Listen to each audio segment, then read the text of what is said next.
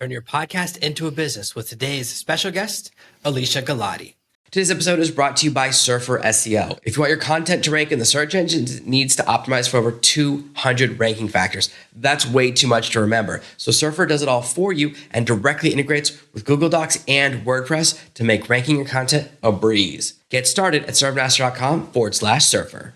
Are you tired of dealing with your boss? Do you feel underpaid and underappreciated? If you want to make it online, fire your boss, and start living your retirement dreams now, then you come to the right place. Welcome to the Artificial Intelligence Podcast Show, where you will learn how to use artificial intelligence to open new revenue streams and make money while you sleep. Presented live from a tropical island in the South Pacific by best-selling author Jonathan Green. Now, here's your host. I'm really excited to have you here because I'm always looking for ways to bring on a gig guest and also do things that can grow my business. I'm really interested in kind of the explosions of podcasts because for a long time, podcasting was impossible to make money from. It was really seen as just a hobby. It was kind of like nerds listening to nerds. And I know a lot of people that spend 10 years building a podcast before they made any money. And a lot of it comes from kind of their strategies. I've seen so many podcasts that are just trying to make money from t-shirts, which as far as I'm concerned is the worst way to make money. It's such low profit margins. So I really am interested in the fact that you kind of jumped into podcasting as a business just very recently. So tell me kind of what got you excited about it and what kind of made you approach the business side as opposed to the performance side? Yeah, so I started listening to podcasts back in 2015. So I'm definitely an avid listener before I started a few of my own podcasts and been in the online space for about 9 years. So it wasn't that I was new to the online business space or any of that. And having been a podcast listener, I knew, okay, this is how these people are doing it, mostly being someone who listens to business podcasts, especially at the beginning of my entrepreneurial journey. And then having my own podcast and realizing all of the work that goes into it and having been already writing blogs, doing marketing, doing all of those things for my own business, seeing that there were so many different elements to promoting a podcast, using it to grow your business that a lot of people weren't actually doing in the online space. So really coming at it from a perspective of bringing in the background that I have in the entrepreneurial space, as well as I have a background in manufacturing, which is like processes and systems and making sure that everything is flowing and working the right way, to then turning that into, okay, how can I bring my love of podcasting in the audio format into something that is a cohesive plan and strategy? I think that a lot of people get into podcasting, and most podcasts last less than 10 episodes or less than 6 episodes, depending on who you asked. And I know why that's the case. It's a lot more work than people realize, and it's not that fun, right? Like the part of booking guests can be a real nightmare. Even if you have a small show, I get so many inbound requests to be on this show, and probably 1 out of 10 or 1 out of 8 guests messes up the time zones and does a no-show and messages me 12 hours later. And it's like a constant thing. I had a no-show a couple hours ago, right? It constantly happens. And no matter how many emails you send, no matter how many reminders you send, it's in 24 hours, it's in 12 hours, it's in 1 hour. Here's the link, here's the link, here's the link. And I actually, especially my personal hate is people that come in through agencies. And then when the agency schedules them, they use the agency email address. Oh, that's cool. Yeah. So if there's any problem, I have no way to contact the guest. I'm probably, and this is, I've been thinking about the same, I usually don't allow those. And I'm going to be more strict and just anytime they book with not the person's contact info, I'm not taking the guest, because that's like a 90% chance of a no-show, right? Because you can't contact the person. They're playing this game. I'm not going to steal your guest or whatever the game they're playing is, where there's no contact between the show and the guest. I'm not doing that because there's such a lack of professionalism, even for some really well-known brands, right? Really well-known ones. So that's something that is like a struggle. And yeah, the hard part is that after you record the show, you got to edit it, you got to make clips, you got to send them to the person, all of that stuff. It never goes right for us because it's so many moving parts. And even if you get the people the clips in time, then they don't post them. And there's a lot more to it. The growing of the podcast is really hard. When I first started out playing with podcasts, my first podcast was in 2010, just a DJing podcast. It was one of the top 40 podcasts on iTunes because no one else was doing it, right? Mm-hmm. I was just recording an audio, me DJing with no talking because I hate when DJs talk. I just want to hear the music. Upload episode once a week.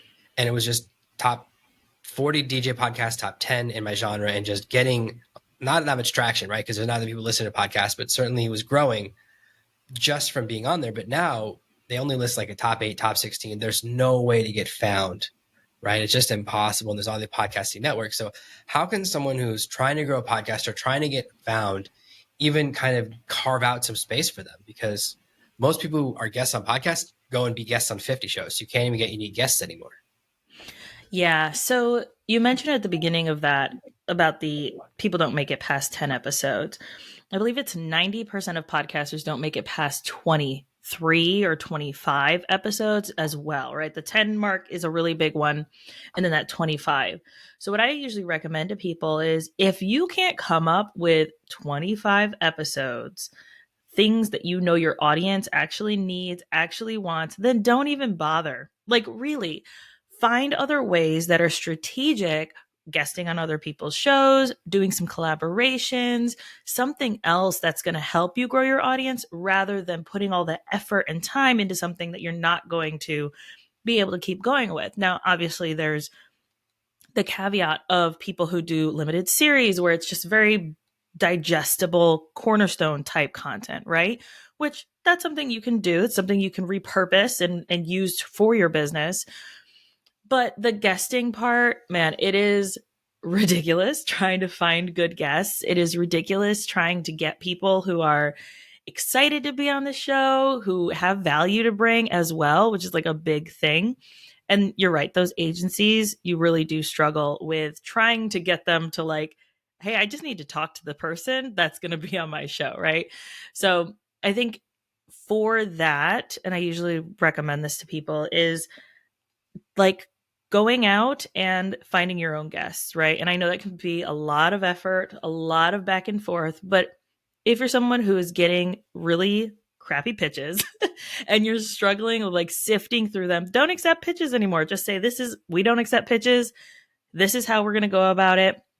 I know we met on Podmatch, which I really like that platform for finding people who are legit because they're paying to be there, most likely. They're actually interested in being a guest, creating a community, and things like that. So I think finding guests that way and in avenues that way works really well. Now, if you're looking to get into the online, if you're looking to get into podcasting now, it can feel really overwhelming because there are millions and millions of podcasts, right? 5 to 6 million podcasts on Spotify. But when you look at that, actually considering the fact that only 40,000 of those are actually actively producing. So even though you might think, oh my goodness, there's millions of competition, there's actually room for you to show up, especially if you know that you can be consistent and you know that you can show up for your audience and it's not going to be like, you know what you're going to say, right? If you go into it thinking, I need to promote it, I don't know what in the world I'm going to talk about this week, this guest didn't show and I don't have anything backed up. Like, if you go into it with those struggles, then it's going to be a lot harder to be consistent and show up every week, every other week for your audience. But really going into it with this thing in mind, like you said, people take about 10 years in the podcasting space before they're actually monetizing. And while I don't think that's as much today, especially if you're using your podcast to grow your business, we do see the people come into podcasting with this idea of, as soon as I launch, I'm going to get hundreds of thousands of downloads. I'm going to get my Joe Rogan payday. And it's like, that's not at all how it works. That does not happen for the majority of people. And so almost switching your perspective of like, if you were to start a YouTube channel, which has a lot more competition than a podcast, would you expect thousands of downloads, millions of followers? Like, would you expect that in the first 6 months? Most likely not. Not unless you already have a pre-established brand. You already have an audience who says they're willing and excited to follow you there, right?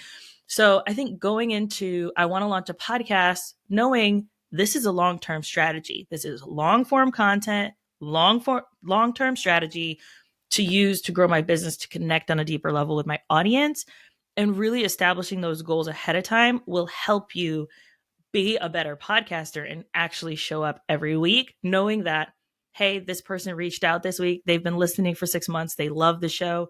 That's what it's for. Or I got on a call with someone. They binge listened to 18 of my episodes, decided to work with me. That's what it's about. Those kinds of things. Yeah, when I started out this podcast in 2016, I was like, I'll never do a guest. It's just going to be me. I'm going to do 5 episodes a week.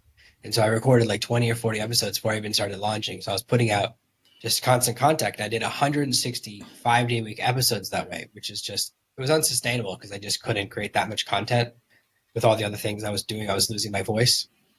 But even now, we're in the 300s now. I don't even know.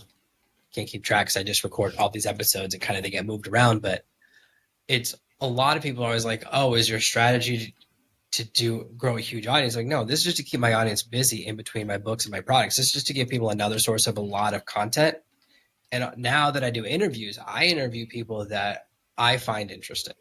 So whether a pitch comes in or it's, and I do a small percentage of those. It's mostly me doing outreach or through someone who's a recommendation. But I mostly look for people that I find interesting. Like, you're not here to talk to my audience. You're here because I want to learn things, and that's what my audience likes to hear, right? That's kind of how I choose people. But yeah, it is very different. I have a friend who runs a huge podcast, 4 to 6 million downloads a month, really close to that Joe Rogan tier. But that's all he does. He works on his podcast 40 hours a week, massive. He reads the book of every guest before they come on, all sorts of stuff. And he's been doing it for 10 or 12 years now. I knew him when he started out, and it was just a different thing. It has to be the only thing you're doing. It has to be this massive thing where it's what you're doing. But yeah, it is interesting how people dabble. And if you actually look for like something specific, like when I look for the things I listen to, there's actually so little competition. When I'm searching for shows, there's very, very few. There's probably, of what I listen to, there's probably 12 podcasts in existence. And of all of those, I only listen to 2 or 3 now because each of the ones I listen to bad movie. I listen to podcasts where people watch a bad movie and talk about it. There's about 12 of them out there. And a couple of them have said some stuff that makes me super, super uncomfortable. I'm like, I don't want to hear about politics. I don't want to hear your views. Like, they said some stuff about women that I'm like, how can you say that? Right? I'm like so uncomfortable with that stuff. I'm like, I wanted you to talk about the movie. So it keeps paring it down. And now and every once in a while I have to turn off an episode because they talk about stuff that I'm like, this is insane. Like, why can't, it's so strange how hard it is to get pure entertainment. Especially there's not a lot of competition, right, in that space. And probably if you get specific, but a lot of people do think, oh, I want to make it a business. But there's this thing when people are trying to build an online business that they think it should be so much easier than building a different business. Like, guess what? It took me 12 years to get a background like this. Okay. Every one of these lights, me and my wife put them up. I think about all the time about the one over here has like one piece of the light got lost. I think my kids took it. We don't know where it went. I think about that all the time. It's like, I didn't get here by working 1 day a week. I wish, right? People think that. I wish it was true for our work week. I work 7 days a week. I haven't taken it. I mean, recently I went on a trip with my son, so we took days off. But when I'm home, I'm always working. And first thing I said to my wife was like, I just want to get home so I can do more working.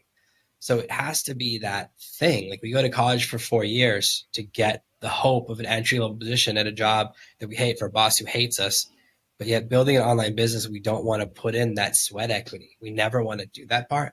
And I think that, when I think about why podcasts don't work, it's not that it's the high competition. It's that I like, they're once a week, then they drop to every other week, which is insane, right? That shows you it's not a priority for them. But I think there is like a really wide open space right now for people that approach it with, you're right, the passion for the quality of the content. It is challenging because it takes a while for quality content to get noticed. Like, you might not get noticed for a year or 2 years and then it explodes. And Mm-hmm. that can be kind of frustrating, but very few people, I think, approach it with a content first, unless they're in the entertainment industry, right? Unless they're doing like voice acting, that kind of stuff. Those are the only people that kind of approach it from that level of passion. So doing what you do and working with so many businesses, like, let me ask you this, like, what are the biggest mistakes that podcasts are making, small podcasts, other than the obvious ones of like quitting too soon and no strategy and not treating it like a business? But like, you see the podcast, you go, I would never put a guest on there, or I would never want to be on that show, or like they're doing massive things wrong.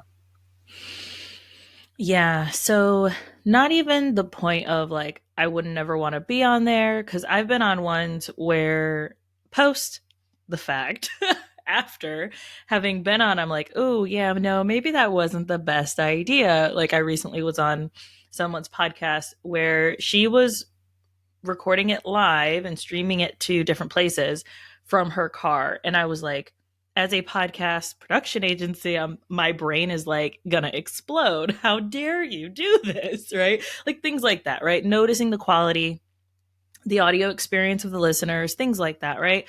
But even beyond that, I talk to a lot of business owners who are like, I want to use my podcast. I want to monetize it. I want to make money from it. How can I do that? And the number one mistake that I see them make is that they're not talking about what they do at all. Like you mentioned, you're using your podcast to keep your audience busy between your books, between your programs. And so it's very clear that you have books and you have programs, right? So you're talking about it. And it doesn't have to be in like a gross, hey, buy my stuff. This is what I do. I'm really uncomfortable talking about it. Or like it doesn't have to be weird or anything like that. Just dropping it in the conversation, letting your audience know, hey, this is how you can work with me. This is how you can take that next step, even if it's sliding in someone's DMs, joining an email list, joining a group of some sort. Like that is where I see a lot of business owners really fall short, is taking their listeners and turning them into potential leads, letting them know, hey, this is how you can work with me. Yeah, that's interesting. I thought the first thing you're going to say is that most of them are boring.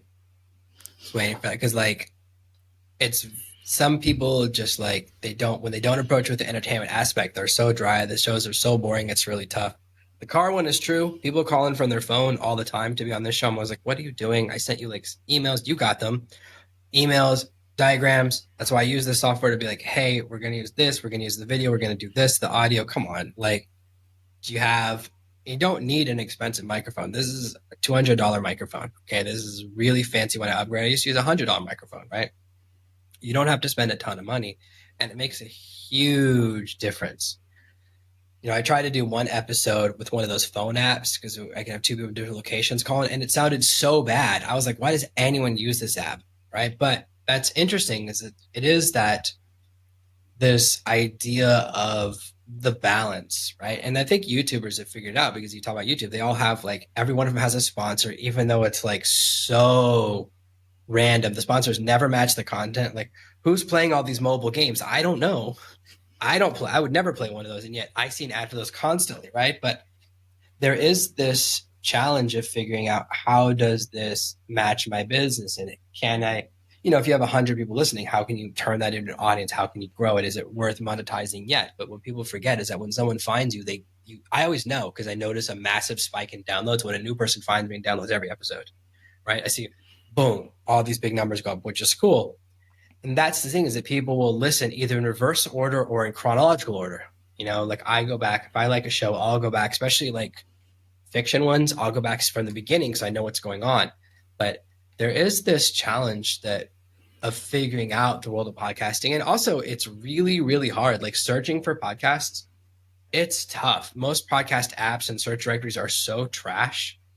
Like no matter what you search for, they give you the same 10 podcasts or the big 10. And it's like, that's not what I want. I want to find something that matches the keywords I typed in. So I know a lot of shows end up on these networks, right? Where there's like, oh, this network has a bunch of shows. And I never listen to two shows from the same network. Like, I don't know why that's happening, but it seems like the market's trying to find its place. So what do you kind of think is the future? Like, where are things going?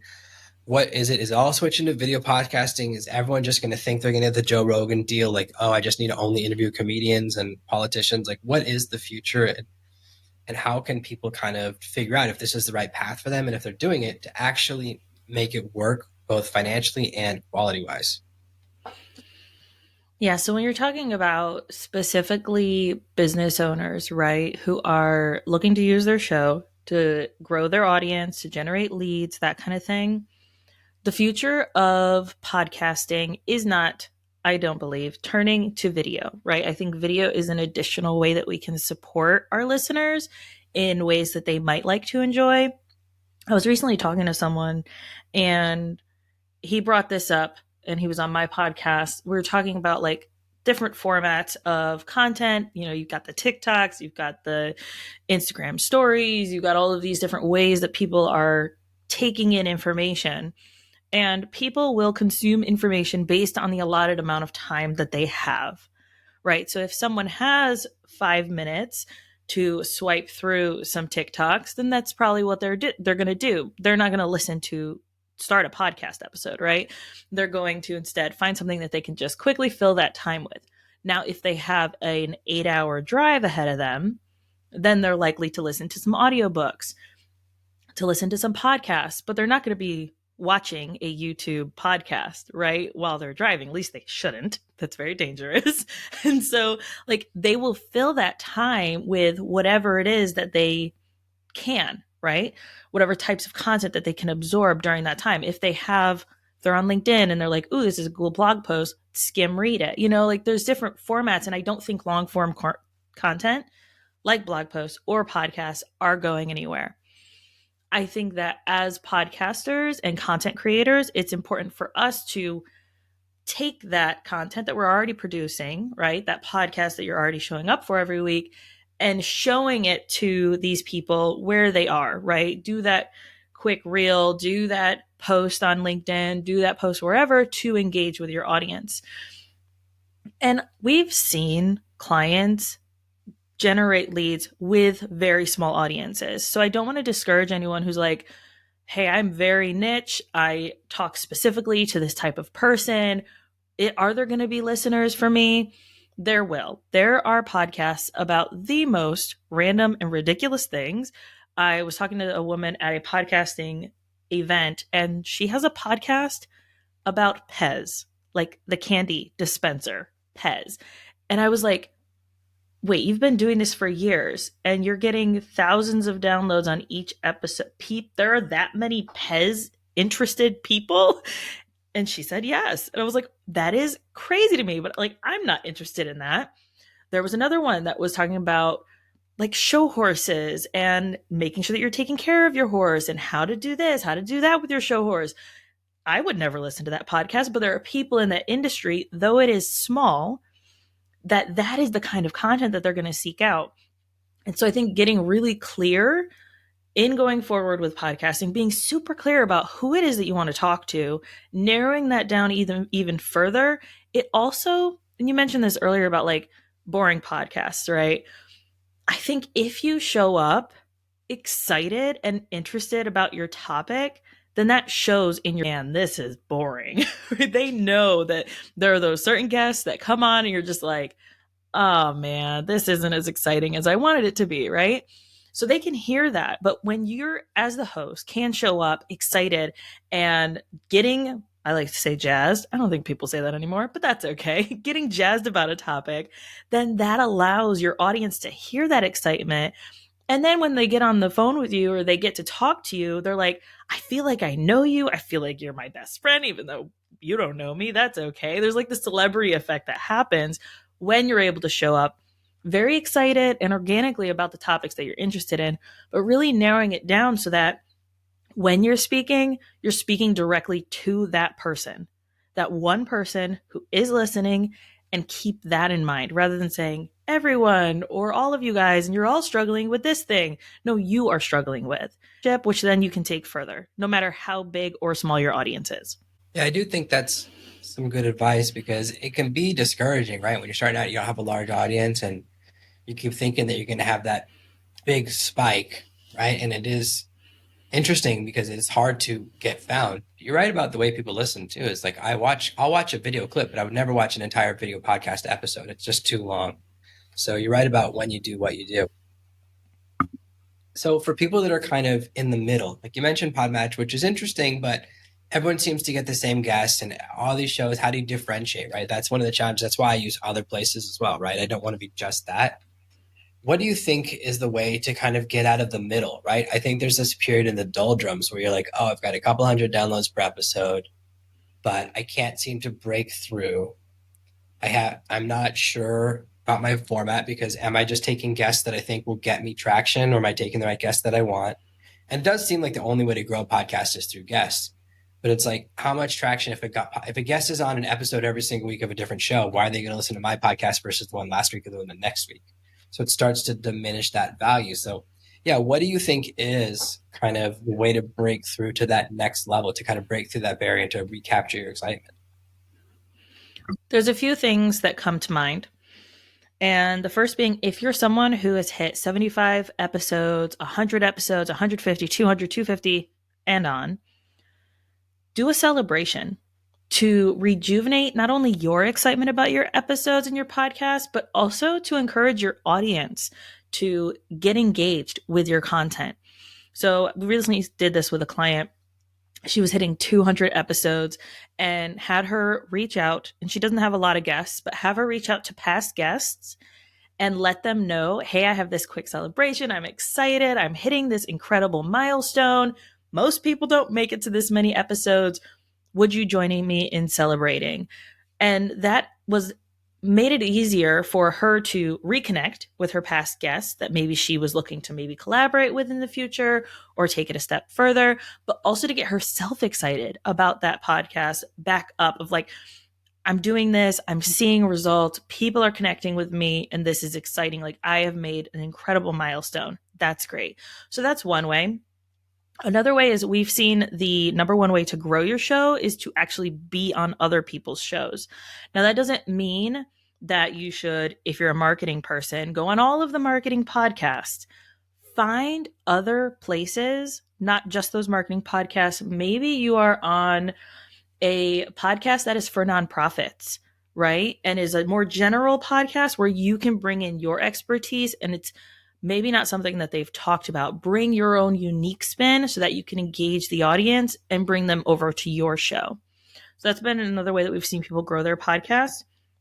But also noting that you can use those. So if you have one guest who does really well, right? That guest back on, right? Because not every guest is equal, to your point. You're not going to see the same amount of download spikes when you have a new guest on, but going back and seeing what is it that your audience enjoyed or what is it that brought new audiences to you? Where did you see those spikes? And that allows you to get some data on it. And I think really taking a moment, especially if you're a business owner, wanting to like really make this podcast thing work for you, is it worth having guests? So we had a client where she was having guest after guest, and I was like, you know, you're doing maybe one solo a month, one solo every other month. Those are getting double the amount of downloads that your guests are. Your audience doesn't want to hear guests. like it's very clear. Maybe you need to switch it up. And so we did a month of solo episodes only to test that theory, right? Like have fun with it, test it out, see what's working. And there's no rules to podcasting, which I love, right? Like you can decide what works best for you, what's getting the best results, and no two podcasts are going to be the same with even the conversations that you have. So if you do have someone who you do see showing up a lot on the podcast that you listen to, how can you ask different questions? How can you maybe take it a step further, get deeper in the conversation than you've seen them get in other conversations? So that way it's new and it's fresh and it's not just them regurgitating the same thing they said on someone else's podcast a week ago. Yeah, I think that's really important because a lot of guests, right, they'll come in with a set of questions that they want you to ask. I was like, well, I'm definitely not asking those. Like anytime I get that recommended 10, I'm like, well, this is what everyone else is asking, and it's not interesting to me, right? I don't want to go down that path. I love when people are like, well, what are we going to talk about? I'm like, how would I know that? I don't know what he's going to say. What if you say something really crazy? I'm going to want to talk about that. And I kind of want that flow to happen. And I think that's what I try to do to make my show different. But I'm always thinking, how can I make the show better? What can I do different? What can I do this, right? It is part of it, right? There's that challenge and, shifting to an interview model. Like I love doing the solo one. It was just impossible to maintain, right? Because I'm just making so much content, doing so many things. And it's a cool way to meet a lot of new people, but it is, it's easy to get caught in that middle phase, right? Of like, oh, should I make this the main thing or is it just a side thing? Should I just change the niche? So this has been really, really cool. I know people are really interested in this. A lot of people listen to the show. They're thinking about, should I do my own show? If Jonathan can do it, maybe anyone can do it. Where can people get to know you more, find you online, and maybe kind of see if working with you is like the right thing for them? Yeah, so we help people launch their podcasts from a very strategic point. So ensuring that they are doing it correctly and doing it with intention. You can find everything at galatimedia.com, and that's how you can get in touch with me as well as see how you can potentially work with us. Okay, amazing. I'll make sure to put that in the show notes. There'll be the link below the video if you're watching the video version of this. And again, thank you so much for being here. This has been another amazing episode. Thank you, Jonathan. Thank you for listening to this week's episode of the Artificial Intelligence Podcast. Make sure to subscribe so you never miss another episode. We'll be back next Monday with more tips and tactics on how to leverage AI to escape that rat race. Head over to artificialintelligencepod.com now to see past episodes, leave a review, and check out all of our socials.